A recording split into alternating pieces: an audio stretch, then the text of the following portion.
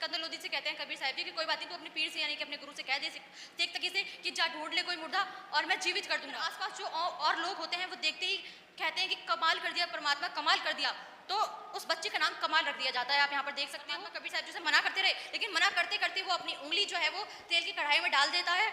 जितनी उंगली उसने डाली थी ना, आप देख सकते हो यहाँ पर जितनी उंगली उसने इस तेल की कढ़ाई में डाली थी उतनी की उतनी उंगली उसकी कट कट के अलग हो गई और कढ़ाई में कहाँ गुम हो गई पता भी नहीं पड़ पाया। यहाँ देखते जहाँ से उंगली कटी थी उसी उंगली को ऐसे पकड़कर पूरा कर दिया और जो उंगली थी जो कि तो हो गई। फिर कबीर साहब जी ने 2 बार कहा कि शेख तकी की बेटी जीवित हो जा, शेख तकी की बेटी जीवित हो जा, लेकिन जो बेटी है वो जीवित नहीं होती है। तो इस चीज को देखकर जो शेख तकी है वो तो भंगड़ा पा देता है और इतना खुश हो जाता है कि देखो देखो, ये कबीर साहब जी को कहता है शेख तकी, देखो देखो मैंने कहा था ना कि ये बात है, ये झूठा है। तो दर्शकों अब यहाँ से एक और नई स्टोरी स्टार्ट होती है और यहाँ पर परमात्मा कबीर साहब जी की एक और लीला देखने को मिलेगी आपको। तो आप यहाँ सामने देख सकते हो इस कटआउट में क्या दर्शाया गया है वो मैं आपको बताती हूँ। सिकंदर लोधी ने कबीर साहब जी द्वारा अपने जलन का रोग ठीक होने और स्वामी रामानंद जी को जीवित करने की आंखों देखी घटना अपने जो पीर था शेख तकी उसको बताई। इससे जो शेख तकी था वो अपनी महिमा कम होने का उसे डर सताने लगा, यानी कि राजा के सामने जो उसकी महिमा थी वो कम हो जाएगी इसका डर सताने लगा। और उसने राजा से कहा कि मेरे सामने किसी मुर्दे को जीवित करके दिखाई कबीर, तब मैं मानूं। यानी कि उसने कहा कि मैं कबीर साहिब जी की शक्ति को तब मानूंगा जब वो मेरे सामने किसी मुर्दे को जीवित करके दिखा दे। परमेश्वर कबीर साहिब जी ने सिकंदर लोधी द्वारा प्रार्थना करने पर कहा शेख तकी ढूंढ ले कोई मुर्दा। यानी कि अब इस बात को सुनकर सिकंदर अपने पीर की बात को सुनकर वो जो है राजा था वो इतना ज़्यादा दुखी हो गया। वो जाता है सीधे कबीर साहब जी के पास और सारी जो शेख तकी की बात थी वो कबीर साहब जी को कह देता है। तो तभी क्या जो कबीर साहब जी हैं वो कहते हैं कि कोई बात नहीं, तू अपने पीर को, सिकंदर लोधी से कहते हैं कबीर साहब जी कि कोई बात नहीं, तू अपने पीर से यानी कि अपने गुरु से कह दे शेख तकी से कि जा ढूंढ ले कोई मुर्दा और मैं जीवित कर दूंगा। आप देख सकते हो कि कबीर साहब जी ने कहा कि जीवित कर दूंगा। अगले ही दिन नदी में एक बहता हुआ 10 से 12 वर्षीय एक लड़की का जो शव है नदी में बहता हुआ 10 से 12 वर्षीय लड़की का शव दिखाई दिया। पहले कबीर साहब जी के कहने पर शेख तकी ने उसे जीवित करने की कोशिश की।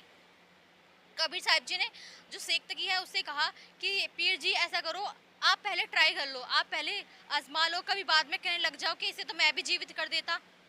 तो फिर जो शेख कबीर साहब जी के कहने पर शेख तकी ने फिर अपने जंतर मंतर जो भी है उनके मुस्लिम रीति से वो फूकने स्टार्ट किए कि ट्राई किया कि भाई होता है कि नहीं होता।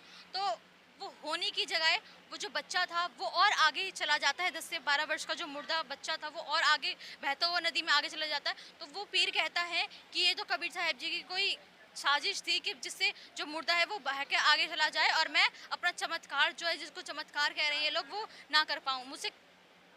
तो कबीर साहब जी क्या करते हैं, ऐसे हाथ करते हैं तो जो बच्चा है जो बहता हुआ आगे जा रहा था वो उसी जगह एक किनारे पे सेट हो जाता है और वहीं रुक जाता है। तो परमात्मा कबीर साहब जी कहते हैं कि हे आत्मा, तू जहाँ कहीं भी है कबीर हुक्म से इस बच्चे में प्रवेश कर। ठीक ऐसे ही कहते हुए परमात्मा कबीर साहब जी और वहाँ पर विराजमान थे और वो राजा था और उसका जो शेख तकी पीर था वो भी वहाँ पर था। ऐसे ही देखते देखते एकदम से उस बच्चे में, उस शव में आत्मा प्रवेश होती है और वो बच्चा एकदम से खड़ा हो जाता है और वो परमात्मा कबीर साहब जी के चरणों में दंडवतम प्रणाम करता है। तो जो वहाँ पर आसपास जो और लोग होते हैं वो देखते ही कहते हैं कि कमाल कर दिया परमात्मा, कमाल कर दिया। तो उस बच्चे का नाम कमाल रख दिया जाता है। आप यहाँ पर देख सकते हो, आगे देखिए। परमात्मा कबीर साहब जी के चरणों में प्रणाम करता है और जो आसपास के लोग हैं वो जैसे ही ये देखते हैं, इस चमत्कार को देखते हैं, आंखों देखा जो चमत्कार है, और परमात्मा कबीर साहब जी का कहते हैं कि अल्लाह, परमात्मा जी, अल्लाह जी आपने तो चमत्कार कर दिया और बच्चे का नाम जो है कमाल रख दिया जाता है। तो दर्शकों अब हम आपको एक और रियल स्टोरी एक्सप्लेन करते हैं कबीर साहब जी की लीला की। यहाँ पर देख सकते हो कबीर साहब जी ने अगली क्या लीला की वो यहाँ पर देखने को मिलती है इस कटआउट में। अब यहाँ पर लिखा हुआ है, एक बार शेख तकी के भड़काने पर जो बादशाह सिकंदर लोधी ने परमेश्वर कबीर साहब जी को हाथ पैरों से हथकड़ी बांधकर बैठा दिया और एक खूनी हाथी को शराब पिलाकर परमेश्वर कबीर साहब जी को मारने के लिए छोड़ दिया। आप यहाँ पर देख सकते हो यही हो रहा है कि जो इस हाथी को शराब पिलाई जाती है और वो कबीर उसको छोड़ दिया जाता है और जो पहलवान है वो उस हाथी के ऊपर बैठा हुआ है। यहाँ देखो कबीर साहब जी बैठे हुए हैं, उनके हाथों और पैरों में हथकड़ियाँ लगाई हुई हैं, लोहे की बेड़ियाँ लगाई हुई हैं। आगे आपको ले चलते हैं, आगे देखिए अगले वाले सीन में क्या होता है। इस वाले कटआउट में आप यहाँ देखिए कि जैसे ही खूनी हाथी परमेश्वर कबीर साहिब जी के पास आया तो हाथी और पीलवान को कबीर साहिब जी के पास एक बब्बर शेर खड़ा दिखाई दिया, जिसे देखकर हाथी डर के मारे लीद करता हुआ वापस भाग गया और पीलवान भी बुरी तरह से डर गया। ये देखिए जो हाथी है वो लीद करता हुआ भाग गया और जो पीलवान है उसकी हालत देखिए क्या देखने को मिलती है। वो भी इतना भयभीत हो गया कि वो भी भाग गया। और यहाँ देखिए परमात्मा कबीर साहिब जी के जस्ट बगल में एक बब्बर शेर दिखाई दिया। अब हम आपको आगे दिखाते हैं। यहाँ देखिए कि परमात्मा कबीर साहिब जी की एक और लीला देखने को मिलती है। परमात्मा कबीर साहिब जी की जो लीला है वो अनगिनत है, हालांकि उन्हें गिन पाना तो बड़ा ही मुश्किल काम है, लेकिन यहाँ पर धीरे धीरे जो कुछ लीलाएं यहाँ पर कटआउट्स के माध्यम से दर्शाई गई हैं, यहाँ पर एक्सप्लेन करने की कोशिश करती हूँ कि आप यहाँ देखिए यह लीला देखकर आप यहाँ देख सकते हो इस वाले कटआउट में यह लीला यानी कि जो ये जो हाथी वाली लीला थी, इस लीला को देखकर बादशाह जो सिकंदर लोधी भी डर के मारे परमेश्वर कबीर साहिब जी के चरणों में गिर गया। तब परमेश्वर कबीर साहिब जी ने उसे अपना विशाल तेजोमय स्वरूप दिखाया। यहाँ पे देख सकते हो परमात्मा ने अपना विशाल और तेजोमय स्वरूप दिखाया। परमात्मा कबीर साहिब जी को आप देख सकते हो यहाँ पर इतने बड़े कबीर साहिब जी दिखाई दे रहे हैं और उसे समझाया कि सेक तकी यानी कि जो इसका पीर है राजा का, सीख तकी जैसे मूर्खों की बातों में आकर संतों के साथ ऐसा व्यवहार नहीं करना चाहिए। संत भक्तों को कष्ट देना एक बहुत बड़ा महापाप होता है। परमात्मा कबीर साहिब जी ने यहाँ स्पष्ट किया कि संतों को भक्तों को कष्ट देना बहुत बड़ा पाप होता है और वो व्यक्ति बहुत ज़्यादा पाप युक्त हो जाता है जो ऐसे कार्य करता है। अगले कटआउट की तरफ हम बढ़ते हैं तो यहाँ पर देखिए ये है कबीर साहिब जी की एक और अन्य लीला। तो सामने देखिए यहाँ पर इसमें दर्शाया गया है कि सेक तकी जो सेक तकी था वो अपनी हरकतों से बाज नहीं आ रहा था। ये जो आपको हम दिखा रहे हैं लीला ये है 52 कसनी। उसने 52 बार यानी कि जो सेक तकी था उसने 52 बार ऐसी बदमाशियां की थी, ऐसी हरकतें की थी, 52 बार कबीर साहिब जी को मारने की प्रयास किए थे। यहाँ पर देखिए अब ये देखते हैं इस वाले कटआउट में क्या दर्शाया गया है दर्शकों। सेक तकी परमेश्वर कबीर साहिब जी से बहुत ज़्यादा घृणा करने लगा था। चमत्कारों को देखते जैसे जैसे परमात्मा की महिमा बढ़ती जा रही थी वो सेक तकी था वो घृणा करने लगा था। इसलिए रोज नए नए तरीकों से परमेश्वर कबीर साहिब जी को मारने का प्रयास किया करता था। एक बार सेक तकी ने परमेश्वर कबीर साहिब जी को गर्म तेल की कढ़ाई में बिठा दिया। परमेश्वर कबीर साहिब जी गर्म तेल में बिल्कुल आराम से बैठे थे। यह देखकर सेक तकी ने कहा कि कबीर साहिब जी ने तो जादू जंतर से गर्म तेल की कढ़ाई को भी ठंडा कर दिया। तेल गर्म है या नहीं यह देखने के लिए जो सिकंदर लोधी है वो परमेश्वर कबीर साहिब जी के मना करने के बावजूद भी परमात्मा कबीर साहिब जी से मना करते रहे, लेकिन मना करते करते वो अपनी उंगली जो है वो तेल की कढ़ाई में डाल देता है।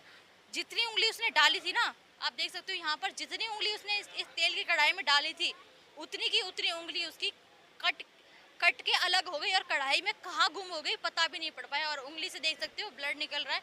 ऐसी चीज के बाद सिकंदर लोधी की ऐसी दशा हुई कि वो वहीं के वहीं बेहोश हो गया।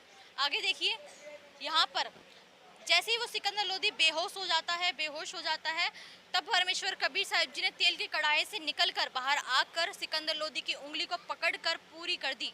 यहाँ देखते जहाँ से उंगली कटी थी उसी उंगली को ऐसे पकड़कर पूरा कर दिया और जो उंगली थी जो कि तो हो गई। फिर बादशाह सिकंदर लोधी को होश आया और परमेश्वर कबीर जी से क्षमा याचना की। उसने क्षमा याचना की इस चीज़ की कि परमात्मा कबीर साहिब जी मना कर रहे थे, लेकिन बावजूद इसके उसने ना विश्वास करते हुए और उसमें कढ़ाई में हाथ दे दिया था। तो यहाँ पर ये लीला थी। अब हम आपको आगे दिखाते हैं, आगे ले चलते हैं कि और देखते हैं कि कबीर साहिब जी की और कौन सी लीला है। तो दर्शकों अब मैं आपको दिखाती हूँ परमेश्वर कबीर साहिब जी की एक और अद्भुत लीला। यहाँ पर आप देख सकते हो ये लीला को आप देखोगे इसमें क्या होता है। परमेश्वर जो कबीर साहिब जी हैं, कबीर साहिब जी से ईर्ष्या करने वाला जो ये शेख तकी था, शेख तकी ने कब्र में अपनी बेटी को दबा दिया था। यानी कि कुछ समय पहले जो शेख तकी की बेटी थी उसकी मृत्यु हो चुकी थी। अपनी मृत बेटी को जीवित करने के लिए शेख तकी ने परमात्मा कबीर साहिब जी के सामने शर्त रखी थी कि पहले मेरी बेटी को, अगर इसने मेरी बेटी को जीवित कर दिया तो मैं मानूंगा कि ये अल्लाह है या अल्लाह की कोई जात है, ठीक है। तो उसने सोचा कि यदि मेरी बेटी जीवित हो गई तो मुझे वापस मिल जाएगी और अगर जीवित नहीं हुई तो कबीर साहिब को मैं झूठा सिद्ध कर दूंगा। कबीर साहिब जी ने 2 बार कहा शेख तकी की बेटी जीवित हो जा। कब्र को खोदा गया और कबीर साहब जी सामने खड़े हो गए और जितने सारे लोग आप देख सकते हो, इतने सारे लोग हैं, हिंदू मुस्लिम हर जाति के हर मजहब के लोग वहाँ पर खड़े थे इस अद्भुत लीला को देखने के लिए कि कैसे जो कबीर साहब जी हैं जिन्हें अल्लाह की जात बताया जा रहा है वो कैसे मुर्दों को जीवित करते हैं। तो कबीर साहब जी ने 2 बार कहा कि शेख तकी की बेटी जीवित हो जा, शेख तकी की बेटी जीवित हो जा, लेकिन जो बेटी है वो जीवित नहीं होती है। तो इस चीज़ को देखकर जो शेख तकी है वो तो भंगड़ा पा देता है और इतना खुश हो जाता है कि देखो देखो, ये कबीर साहब जी को कहता है शेख तकी, देखो देखो मैंने कहा था ना कि ये पाखंडी है, ये झूठा है, मुर्दे कोई जीवित होते हैं, मुर्दे तो कयामत के समय जीवित होते हैं। परमात्मा कबीर साहब जी कहते हैं कि देखो इस मूर्ख व्यक्ति को अपनी बेटी के जिंदा ना होने का दुख नहीं है, बल्कि कबीर साहब जी के हारने की खुशी है। तो आगे क्या होता है, परमात्मा कबीर साहब जी उसको कहते हैं शेख तकी को कि डट जा अभी। तो आखिर में तीसरी बार परमात्मा कबीर साहब जी कहते हैं कि तो आगे क्या होता है, जीवित हो पाती है नहीं हो पाती, ये आपको अगले फ्लैक्स में देखने को मिलेगा। तो यहाँ पर आप देख सकते हो। अब यहाँ पर क्या होता है कि तब कबीर साहब जी ने तीसरी बार कहा था कि हे जीव आत्मा, तू जहाँ कहीं भी है, कबीर हुक्म से इस शरीर में प्रवेश कर और बाहर आ जा।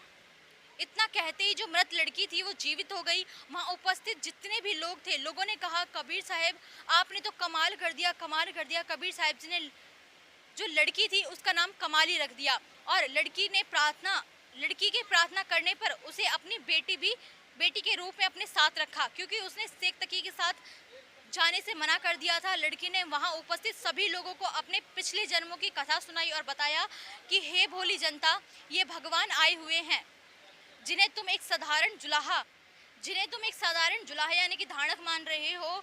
भूले भटके प्राणियों, यह आपके सामने स्वयं परमेश्वर आए हुए हैं। मैं अपने इस जन्म से 3 जन्म पहले परमेश्वर कबीर साहब जी की शरण में थी। तब मैंने 4 वर्ष तक, सिर्फ 4 सालों तक परमात्मा कबीर साहब जी की सतभक्ति की थी। उसके बाद उसे छोड़ दिया था, जिस कारण मुझे 3 जन्म और मिले। लेकिन अब मेरा मनुष्य जीवन शेष नहीं बचा था। मैं धर्मराज के दरबार में अपने अगले जन्म की प्रतीक्षा में खड़ी थी। तभी परमेश्वर कबीर साहब जी वहाँ पहुँचे और मुझे धर्मराज के दरबार से छुड़ाकर यहाँ पर लाए। तो ये सब आपको यहाँ देखने को मिल सकता है कि और एंड में बहुत सारे लोग जो ये कहते हैं ना कि कबीर साहब जी के बच्चे थे, कबीर साहब जी की पत्नी थी, कबीर साहब जी के माता पिता थे। तो यहाँ पर एक चीज़ और मैं आपको स्पष्ट करना चाहती हूँ कि कबीर साहब जी की जो माता पिता थे, कबीर साहब जी के जो बच्चे थे, कबीर साहब जी के सगे बच्चे कोई नहीं थे, शरीर वाले बच्चे कोई नहीं थे। परमात्मा जी के ये जो बच्चे थे, कमाल और कमाली, ये मुंह बोले बच्चे थे जिनको परमात्मा कबीर साहब जी ने जीवित किया और उसके बाद अपने बेटा बेटी के रूप में अपने साथ रखा। और उसके अलावा जो आपने स्टार्टिंग में ही देख लिया था, जो कबीर साहब जी के माता पिता थे वो नीरू नीमा, वो मुंह बोले माता पिता थे।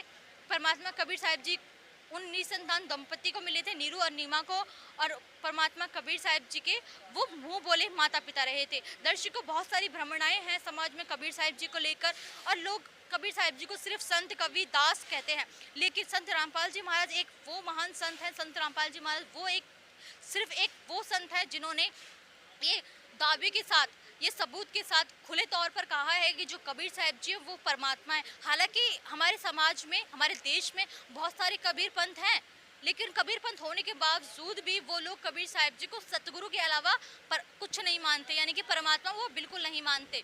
लेकिन संत रामपाल जी महाराज वो एकमात्र संत हैं जिन्होंने डंके की चोट पर ये सिद्ध किया है, वेदों से, कुरान से, पुराण से, गीता से, बाइबल से, गुरु ग्रंथ साहिब से ये स्पष्ट करके बता दिया कि कबीर साहब जी ही पूर्ण परमात्मा है, कबीर साहब जी ही लीला करते हुए आते हैं। हालांकि कबीर साहब जी की जो मैंने लीलाएं आपको बताई, ये लीलाएं कुछ गिनी चुनी यहाँ पर दर्शाई गई हैं और यहाँ के सेवादारों से बात करने के बाद हमें पता लगा कि कबीर साहब जी की लीलाएं तो इतनी अनगिनत है कि उन्हें गिन पाना बड़ा मुश्किल है। उस समय परमात्मा कबीर साहब जी ने अनगिनत लीलाएं की थी। आज के समय में कबीर साहब जी संत रामपाल जी के रूप में आए हुए हैं। जो संत रामपाल जी महाराज थे, जो संत रामपाल जी महाराज थे वो तो कब के, यानी कि 1997 में ही सतलोक जा चुके हैं और 1997 से जो इस प्रक्रिया को, इस मिशन को आगे बढ़ा रहे हैं वो संत रामपाल जी महाराज नहीं बल्कि कबीर साहब जी हैं। हम सभी के बीच जो आज मौजूद हैं वो परमात्मा कबीर साहब जी हैं। तो दर्शकों, जितनी लीलाएं कबीर साहब जी ने पहले की थी 600 वर्ष पहले, उससे भी डबल लीलाएं आज संत रामपाल जी महाराज कहें या कबीर साहिब जी कहें, वो आज करने लग रहे हैं। तो दर्शकों, आज की इस वीडियो में सिर्फ इतना ही। अगर हमें यहाँ पर और भी कुछ अद्भुत देखने को मिलेगा तो हम आपके साथ ज़रूर शेयर करेंगे, ज़रूर दिखाएंगे। तो फिलहाल के लिए सिर्फ इतना ही। धन्यवाद।